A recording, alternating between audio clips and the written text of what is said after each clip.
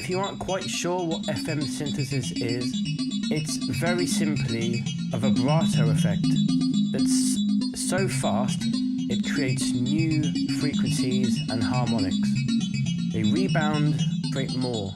The more the amplitude or level of that vibrato, the more of that FM sound effect you get. The higher the frequency creates different harmonics in different places. And when you have them relative to each other, like double or half, you can create a pleasing FM sound effect, or you can create new waveforms. When they are odd harmonics, you create more metallic effects. I'm going to show you how that's done here. First things first, I'll go to a blank program. You can also reset here with the initiate program. Now,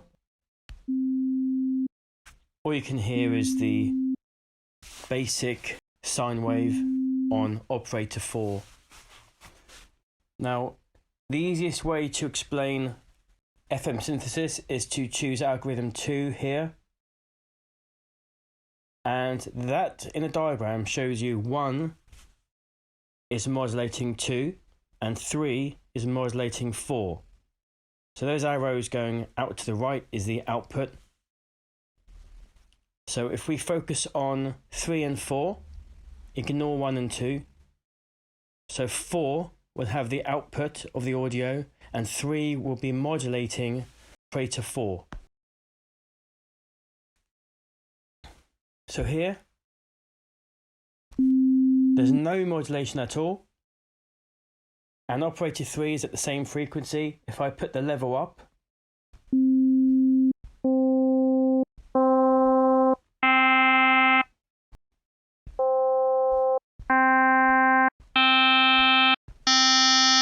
a frequency modulating effect. Frequency ratio 1 is modulating the frequency which is an eighth of that. So if operator 3 was 800 Hertz, operator 4 would be 100 Hertz, because that's an eighth of frequency 1. Okay, an eighth of 1. So this is on ratio, and that's on Hertz. Ratio means it's proportional to the note. So if I'm on frequency ratio 1, then note 1 will be ratio 1. If I was to select octave 5, then that's going to be double that. If I select octave 3, that will be half. Okay, so it's relative to the frequency you've chosen. If I want a lower octave using the frequency ratio, I can just keep going. And then half that is an eighth. Okay, so I can go through the octaves. Double that is a quarter. Double that is a half. Double that is 1 whole.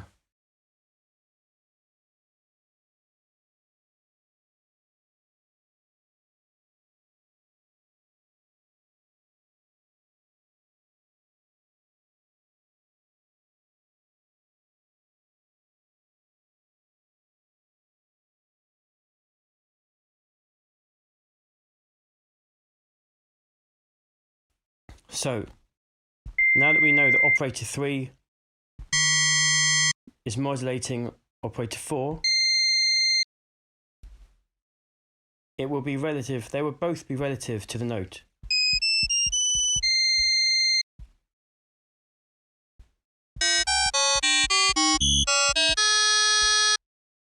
Now, I am choosing Hertz instead of ratio.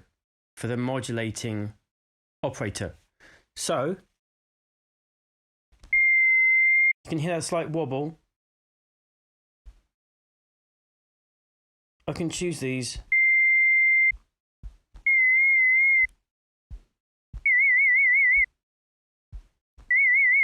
But it makes sense to pick this table of numbers, or values, for the fixed hertz. So 1, that's 1 hertz. 10 hertz.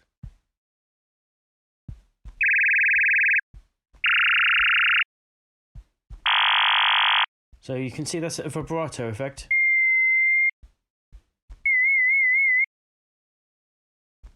And if I turn the output down, you have less of an effect. Now, as you go faster,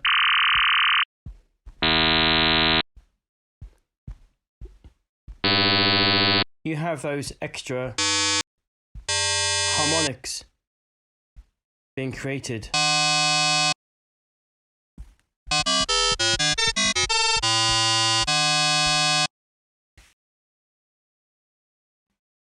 I just need to add this extra bit about the ratio and frequency.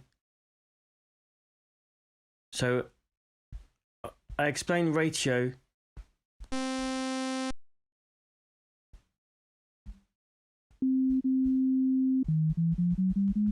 relative to the note, and hertz isn't. So you need to set that to whichever frequency you want, and that won't change. So that's useful if you want a vibrato effect which doesn't change with the keynote. So here's 2. One's going up with the key, and 1 is staying the same. So if I wanted that to be a vibrato effect now, so operator 3 is modulating operator 4. Now if I put that down to a low,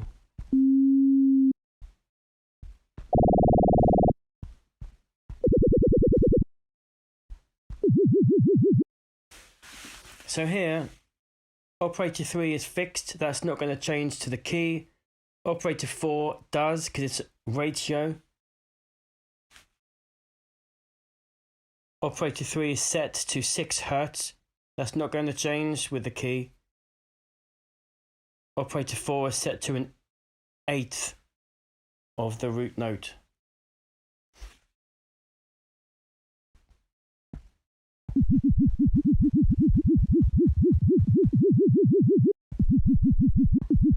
So the vibrato stays the same.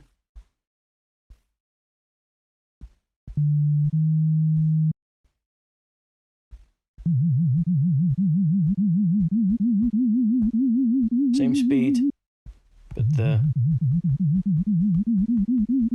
modulated operator changes. Now if you go back to ratios,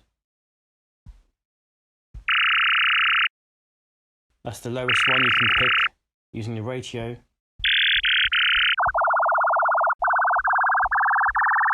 it's going to get faster because it's ratio, and that's going to be relative to the note. So as the note of the operator 4 goes up, so does the modulating frequency. But that's a 64th of the root note. So that will go faster and faster.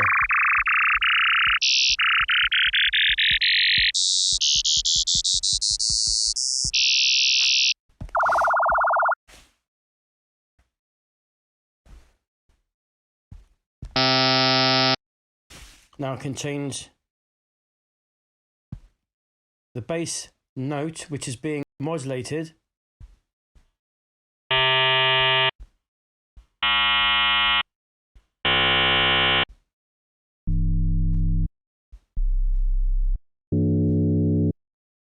without any frequency modulation.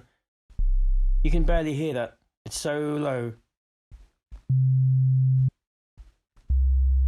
That's a pretty bassy sound there. And as I bring up the modulation amount, you get those extra harmonics.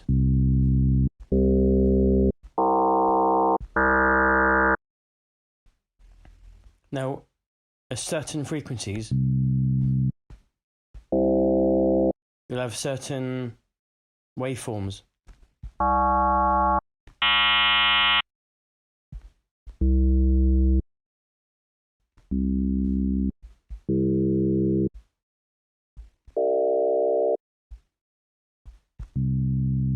There's many possibilities. You don't have to have the multiples of 4 either. I mean, multiples of 2. You can have these odd.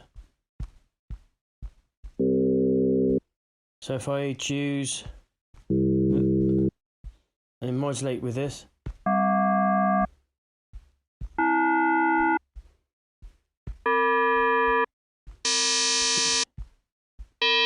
slightly more metallic sounds. These numbers, by the way, they're taken from the Aula synth, which I was quite fond of. And they're laid out so they're relative to each other mathematically.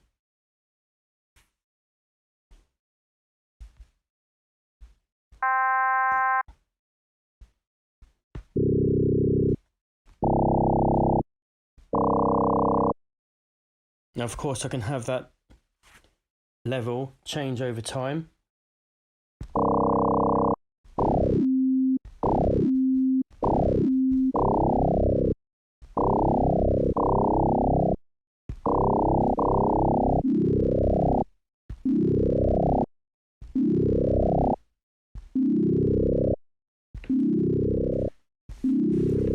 These track buttons will give a small preview of the sound. So in use in the sequence, you'll have the longer decay time.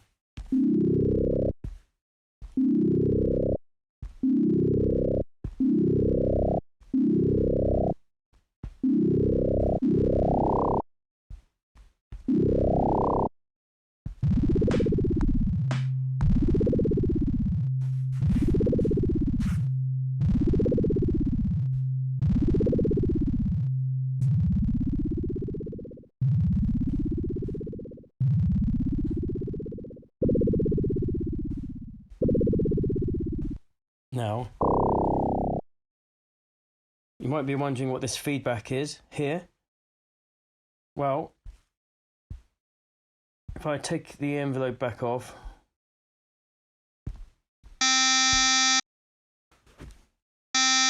so that's sine.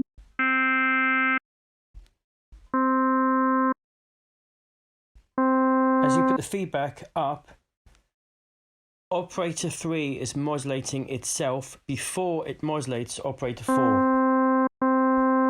So you get an enhanced modulation wave. It's like a sharpening. And really high levels, you'll get noise as it rebounds and bounces back the frequency so much. It's like chaos.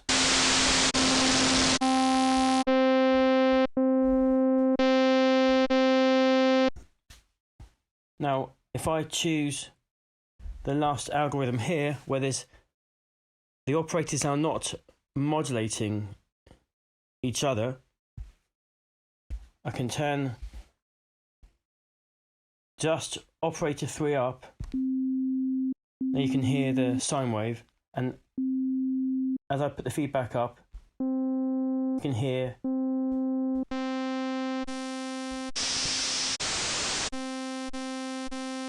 kind of sharpens that sound. This is useful for making sawtooth waves.